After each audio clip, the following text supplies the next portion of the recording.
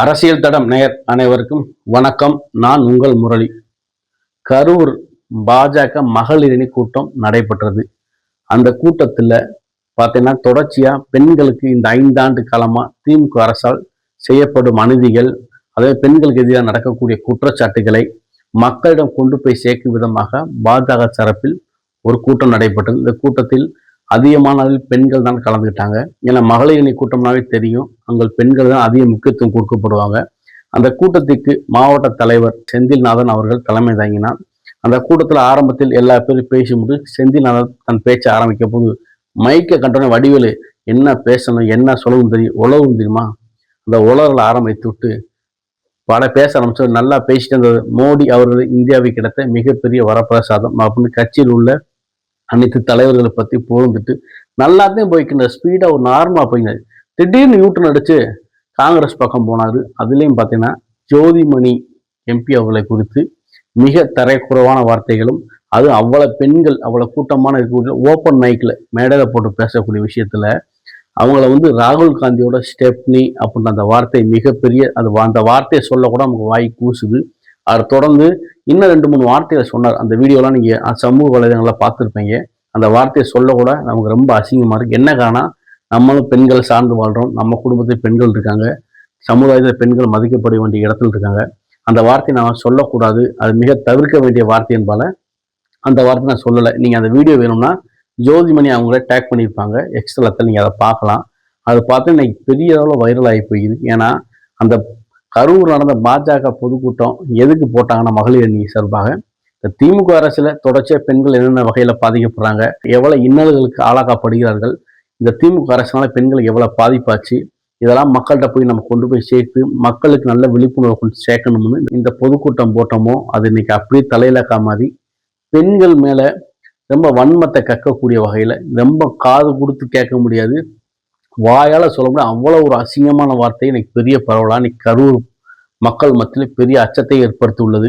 ஏன்னா பாஜக தமிழ்நாட்டில் இப்போத்தையும் காலை ஊண்ட போகிறோம், காலை நொண்டிக்கிட்டு இருக்கோம், தவக்க போகிறோம், படுக்க போகிறோம், உருண்டுக்கு இருக்கோம்னு பாஜக எப்படியாவது தான் இருப்பை தமிழ்நாட்டை தக்க வைக்க வேணும் அப்படின்னு பாஜக தலையிலக்காத்தான் குதிப்பேன் அப்படிலாம் டைவெர்ட் பண்ணியிருக்கேன். ஆனால் இந்த சூழ்நிலையில் கரூரில் பாஜக முன்னாள் மாநில தலைவர் அண்ணாமலை ஊரை சார்ந்த செந்தில்நாதன் அவர்கள் பேசக்கூடிய விஷயம் இன்னைக்கு பெண்கள் மத்தியில் மிக பெரிய அதிர்ச்சி ஏற்படுத்தி விட்டது. இது பாஜக காரங்களுக்கு பெரிய விஷயமா கிடையாது. ஏன்னா இப்போதைய சமீப காலத்துக்கு முன்னாடி மாநில தலைவர் நயினா நாகேந்திரன் விஜயும் திரிஷாவை குறித்து ஒப்பிட்டு நிறைய கருத்துகள் சொன்னார். இது பார்த்தீங்கன்னா பெரிய அளவில் விமர்சனம் செய்ய அனைத்து கட்சி தலைவர்களுமே கண்டனம் தெரிவித்து அதற்கு திரிஷா அவர்களே கண்டனம் தெரிவித்த பின்னாடி ஐம் சோ சாரி தெரியாமல் சொல்லிட்டேன்னு சொல்லி இப்போத்தையும் அந்த பிரச்சனை முடிஞ்சு தலைவர் எவ்வளியோ அவ்வளி தொண்டன். கட்சியோட நிலைப்பாடு எவ்வளவு மோசமா இருக்குவாங்க.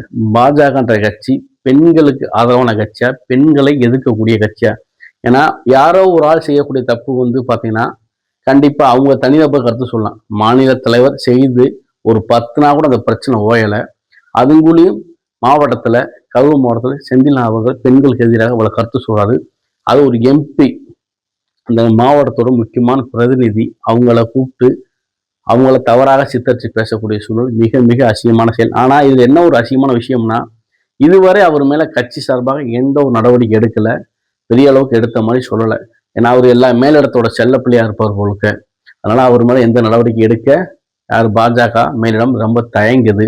இதை குறித்து எம்பி ஜோதிமணி தரப்புல என்ன சொல்கிறாங்கன்னா, பொது வாழ்க்கையில் வந்துட்டால் சில அசிங்க கேவலங்கள்லாம் தாண்டி தான் இருக்கணும். ஆனால் இருந்தாலும் ஒரு பெண்ணு, ஒரு கண்ணியமான குடும்பத்தை சேர்ந்த பெண்ணு, ஒரு ஏழை விவசாய குடும்ப பெண்ணு இந்த மாதிரி ஒரு தவறான குற்றச்சாட்டை ஈஸியா பழி போடுறாங்கன்னா, இதே மாதிரி ஒரு கீழே ஒரு அடிப்பட்ட மக்கள் ரொம்ப ஏழ்மையா இருக்கவங்க இந்த மாதிரி பெண்கள் மேல இவ்வளவு வன்மையான குற்றச்சாட்டை வைக்கிறாங்களே, இதுக்கு என்ன ஆதாரம் இருக்கு? இது எவ்வளவு பெரிய தவறான செயல்? பெண்களுக்கு எதிராக இந்த மாதிரி கடுமையான சொற்கள் சொல்றாங்களே, இதுக்கு என்ன ஆதாரம் இருக்கு? இதுக்கெல்லாம் ஒரு நாள் நீதி வெல்லும். உங்க மேல கண்டிப்பா வழக்கு தொடர்ந்து இதுக்கு உரிய தண்டனை கண்டிப்பா பெற்றுக் கொடுப்போம். ஆனா பொது வாழ்க்கையில இருக்கக்கூடிய பெண்கள் இது மாதிரி தவறாக சமூக வலைதளங்களையும் சரி, இந்த மாதிரி கட்சி தலைமைகளும் அரசியல் தலைவர்களும் இது போன்ற பெண்களுக்கு எதிரான கருத்துக்கள் ரொம்ப எடுத்து வச்சு தவறாக பேசினாங்க. இதுக்கெல்லாம் வரக்கூடிய காலங்களில் ஒரு ரொம்ப பெண்களுக்கு எதிராக செய்யக்கூடியவர்களுக்கு மிக கடுமையான தண்டனை கொடுக்கணும்.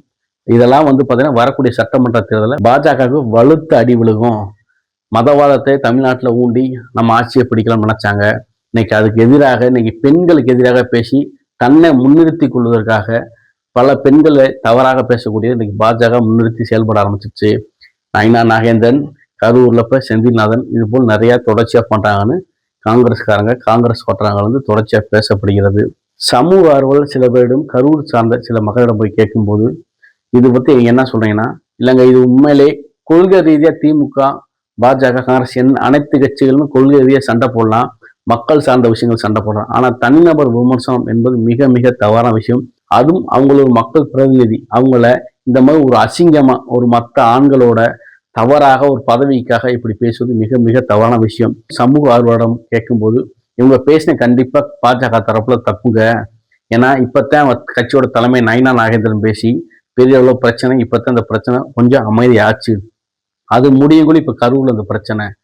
இதெல்லாம் ஒரு மக்கள் பிரதிநிதியை இந்த மாதிரி கண்டிப்பா பேசவே கூடாது. இதே மாதிரி எல்லா கட்சியிலும் எல்லா தலைவர்களும் தனிநபர் குடும்பத்தையோ அவங்க வீட்டு பெண்களை பத்தி குடும்ப சார்ந்த விஷயங்களை பேச ஆரம்பித்தா இந்த நாடோட நிலைமை என்ன ஆகும், மக்கள் நிலைமை என்ன ஆகும்? நீங்க எல்லா பேருமே கட்சியில இருக்க எல்லா பேருமே ஆட்சியை பிடிக்க வேண்டும், எம்பி ஆகணும், எம்எல்ஏ ஆகணும், அமைச்சர் என்ன வேணும் ஆகலாம். நீங்க எல்லாம் எல்லா பேரும் மக்களுக்கு வேலை செய்யத்தான் போறீங்களே தவிர தனிநபர் தாக்குதலோ தான் பதவியை வளர்த்து தன் செல்வாக்குள்ளவராக காட்டிக்கிறக்காண்டி நீ கட்சியில் இல்லை. இது மிக மிக மிக மிக கேவலமான செயல். கண்டிப்பா இதற்கு மிக விரைவில் தக்க பாடம் கிடைக்கும் செந்தில்நாதன் அவர்களுக்கு என்று கரூர் மக்கள் சொல்றாங்க. மாவட்ட தலைவர் செந்தில்நாதன் மேல் என்ன நடவடிக்கை கட்சி மேடம் எடுக்க போகிறது? இல்ல மாநில தலைவரே ஒன்றும் செய்யல, நம்ம என்ன செய்ய போறோம் சொல்லி இவரு நினைச்சத போய் தைரியமா திரும்ப பதவியில் தொடர போறாளா, இல்ல மேலிடம் இவரு மேல் கூப்பிட்டு விசாரணை பண்ண போதா, என்ன நடக்கும் என்பது வருங்கால தெரிந்து கொள்ளலாம். நன்றி, வணக்கம்.